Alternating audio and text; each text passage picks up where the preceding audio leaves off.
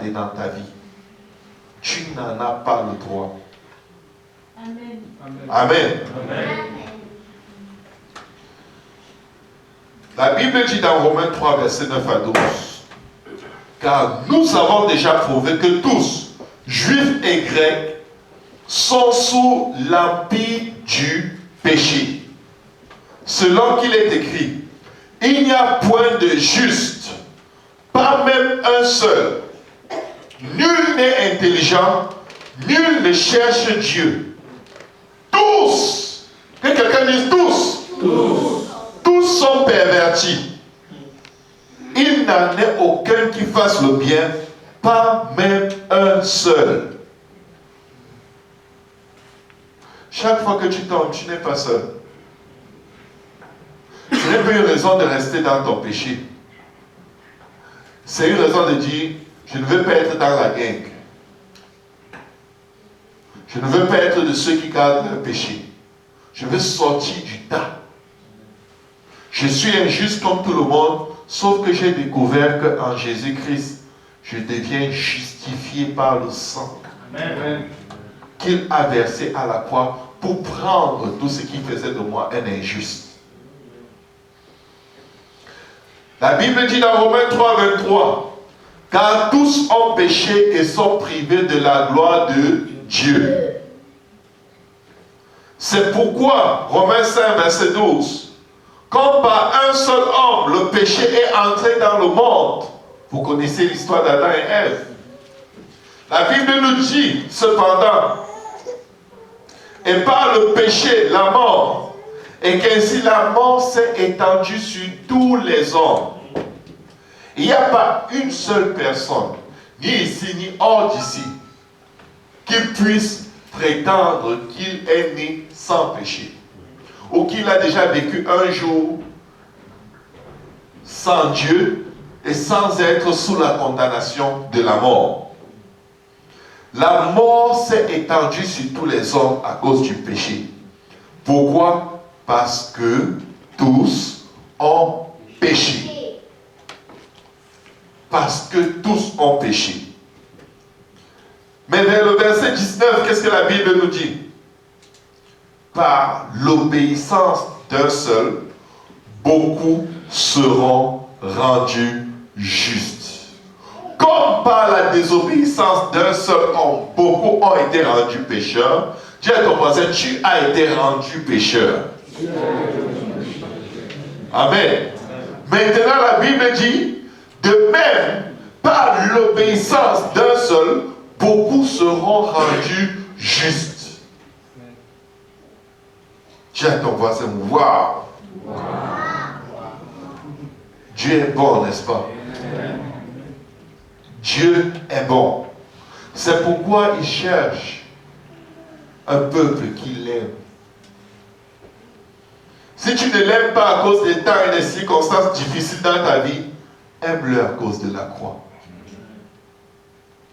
Et si tu l'aimes à cause des temps et des circonstances favorables dans ta vie, aime-le surtout à cause de la croix. Amen. Amen. Colossiens 2, versets 13 à 15 nous explique pourquoi, par l'obéissance d'un seul, beaucoup sont rendus justes. La Bible dit, vous qui étiez morts par vos offenses et par l'incirconcision de votre chair, il vous a rendus à la vie avec lui en nous faisant grâce pour toutes nos offenses. La grâce, c'est une faveur non méritée de Dieu. Tu ne méritais pas qu'il te pardonne tes milliards de péchés. Il y en a qui étaient milliardaires, mais ils n'ont jamais su. Ils étaient juste milliardaires, pas en dollars, mais en péché.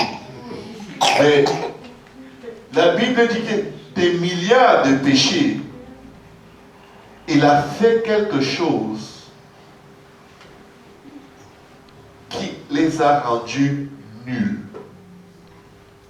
Il a mis ta banque de péché en faillite.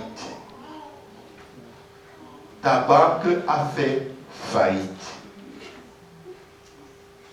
Ton compte bancaire de péché a fermé ses caisses populaires et toutes ses agences et a dû jeter les clés par la fenêtre et c'est fini.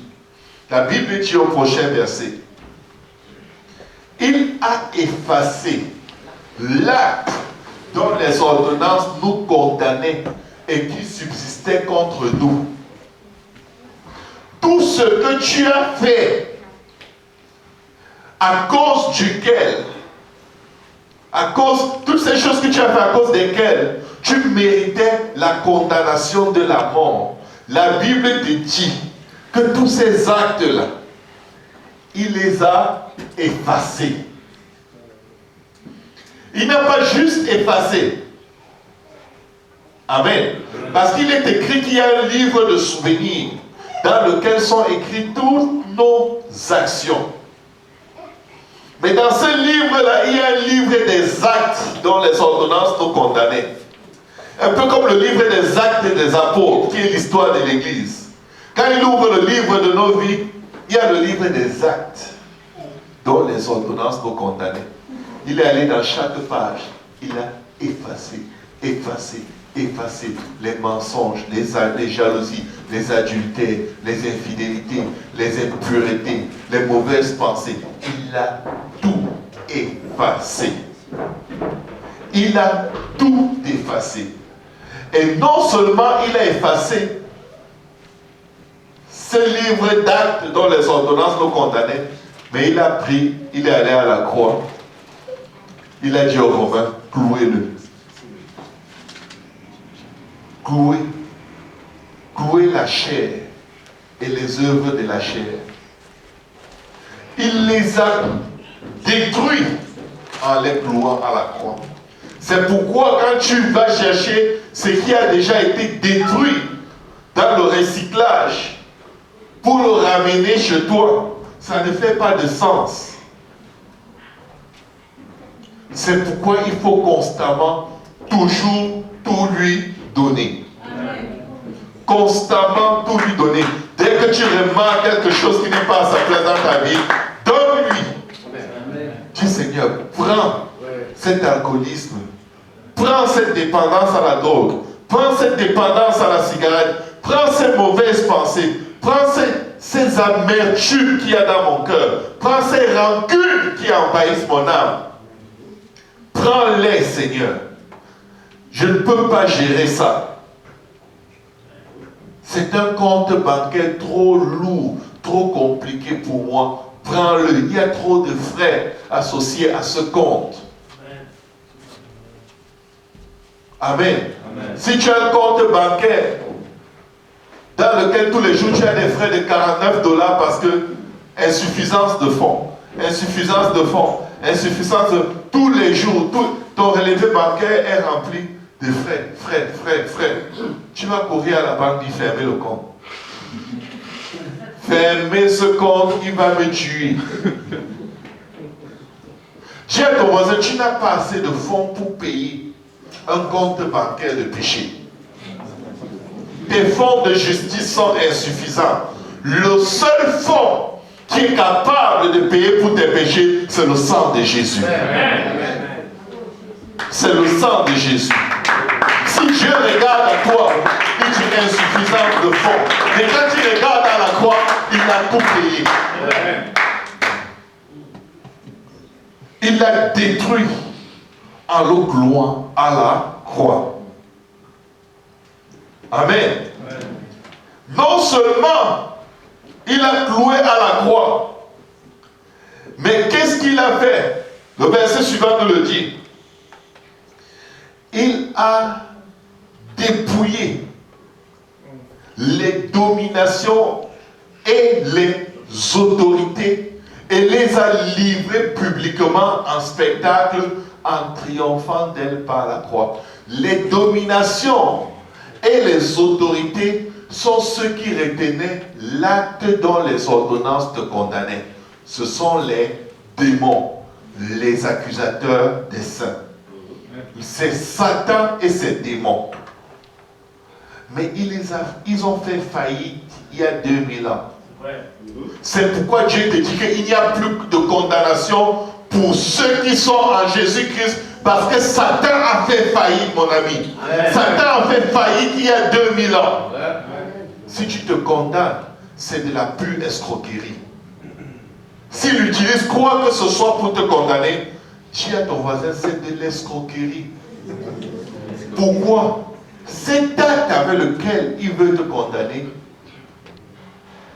le Seigneur l'en a dépouillé. Si on te dit qu'on t'a dépouillé de tes vêtements, ça veut dire quoi? On t'a déshabillé, on t'a mis nu. Mais dis-toi bien une chose, Satan avait une liste de choses devant lesquelles il t'accusait tous les jours. La Bible dit qu'il accusait les saints jour et nuit.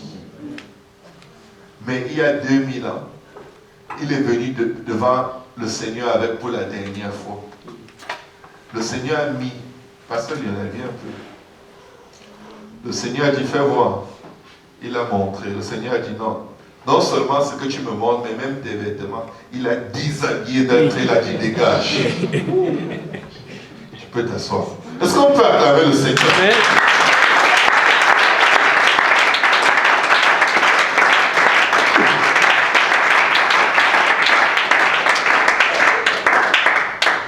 Satan a régné assez longtemps dans la vie de nos familles et dans nos vies par la peur, la peur, la peur, la peur. Dieu dit, Dieu ne vous a pas donné un esprit de peur. Quand tu vis dans la peur, ça ne vient pas de Dieu, ça vient du diable. Le diable a peur tous les jours. Le diable a peur que tu pries, il a peur que tu loues Dieu, il a peur que tu lises la Bible, il a peur que tu pardonnes à quelqu'un. Il a peur que tu sois fidèle dans tes engagements. Il a peur que tu viennes dans la maison de Dieu. Il a juste peur tout le temps. Vous savez pourquoi il ne dort jamais? Parce qu'il a peur. Il a peur. Il a très peur. Il n'a pas de paix. Quelqu'un qui a trop peur ne peut pas avoir la paix. Il est toujours en train d'être troublé, réfléchir. Qu'est-ce que je dois faire? Qu'est-ce que je dois faire? Tout ce qu'il fait échoue, il dit toujours, qu'est-ce que je dois faire?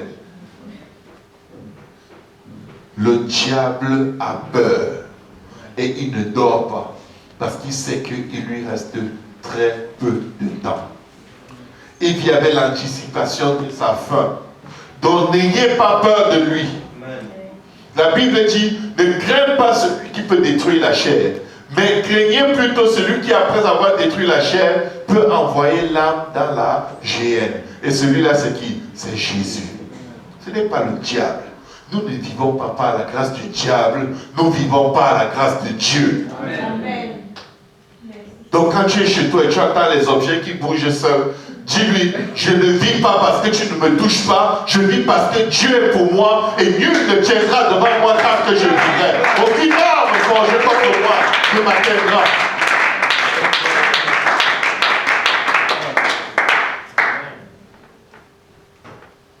Ésaïe 54, verset 15 à 17 nous dit ceci.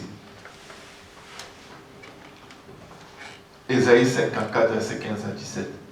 Si l'on forme des complots, cela ne viendra pas de moi. Et il t'ajoute ceci. Quiconque se liguera contre toi tombera sous ton pouvoir. Voici, je vous ai donné le pouvoir de marcher sur les serpents et les scorpions et sur toute la puissance de l'ennemi et rien.